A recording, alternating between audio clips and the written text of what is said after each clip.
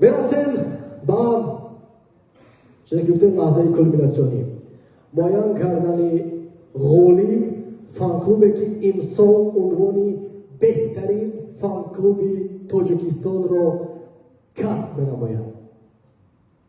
واقعا هم از روی دوامات به شبهه بهترین هستند.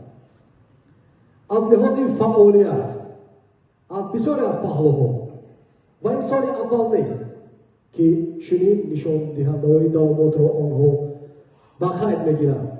بله باز هم هست جبهه‌هایی که باید که بهبودی شوند، اما با نظر داشتی همه آن فعالیت، همه آن حرکت‌های آنها، همه آن کار پرثمرشان امسال بهترین فان کلوب در چمپیونات تاجیکستان اعتراف می‌گردد.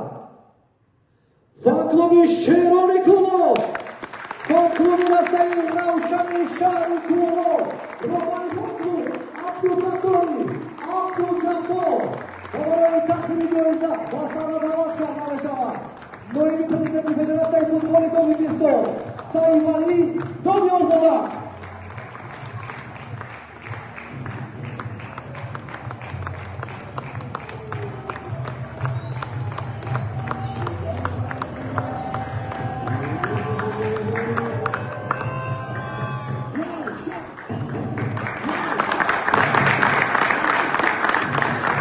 ساتوریو روزگاکس باید گفت که با بهترین فان کلوب 40,000 سومانی مکافات پولی تقدیم کرده میشود.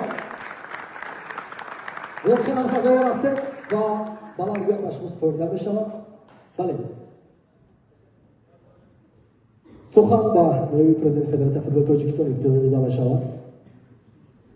تشکر زیاد. دوستان عزیز، به نام غالبان номинасияҳои инфиродӣ ва гурӯҳӣ бори дигар саймона табрикоти роҳбарияти федератсияи футболи тоҷикистонро мерасонам ва ман додари бисёр ҳам азизу гиромӣ ҳар яке мо шуморо мебинем ки дар инҷо ҳузур дорам ва воқеан ҳам чӣ дар бозиҳои чемпионати тоҷикистон ва чӣ дар бозиҳои байналмилалӣ иштироки фаъол дорам, ҳамеша дар варзишгоҳ ҳузур дорам ва додари азиз аз номи роҳбарияти федератсияи футболи тоҷикистон барои иштироки фаъол, барои муҳаббат ба футболи клубӣ, ба футболи тоҷик, барои дастгирии ҳамешагӣ новобаста аз фасли сармо, новобаста аз боду борон, новобаста аз сардии боду ҳаво нигоҳ накарда ба варзишгоҳ ҳозир мешавем, чӣ дар бозиҳои чемпионати тоҷикистон ва чӣ дар бозиҳои байналмилалӣ.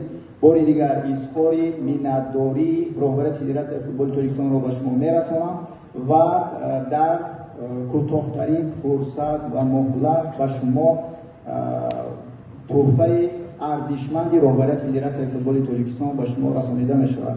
باری دیگر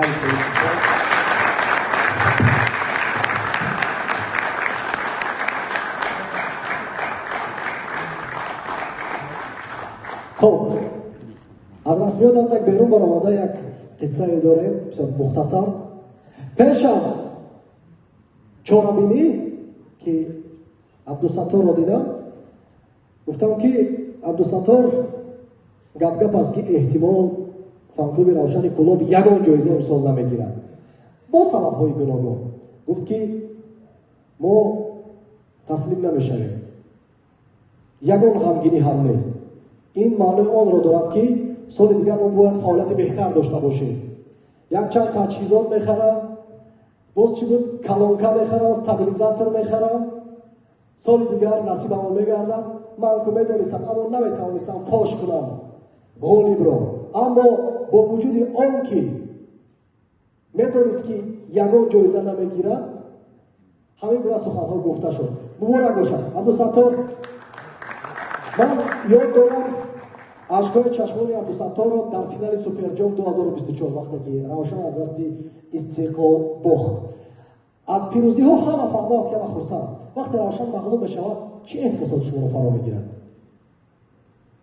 احساسات بسیار غمگین. نمیتونم گفت. از چند سالگی است که دویم در ورزشگاه کلوب هستید و با مخلصی میروید؟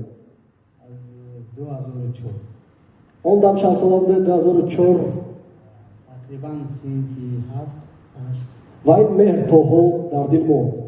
اکنون چی چاره اندیشیده میشود برای انا همین جایزه رو سال دیگر باز به دست آوردن؟ کوشش میکنیم که سزاوار شه. تشکر زیاد. مبارک باشد. آفرین. شهران کلوب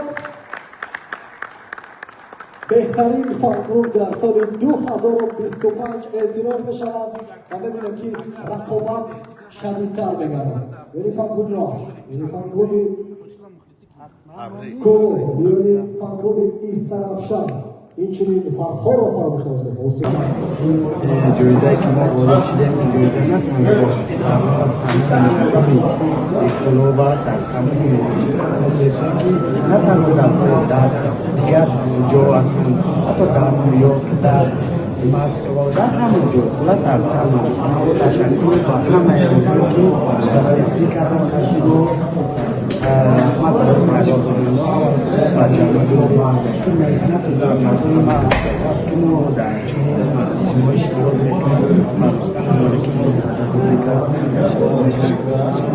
شما از سال آیند این جمعه رو با کسی بزنید استشیش میکنید ما از سال آیند کوشش میکنیم که فعال باشیم فقط جای اول باشیم. مبارک باشید.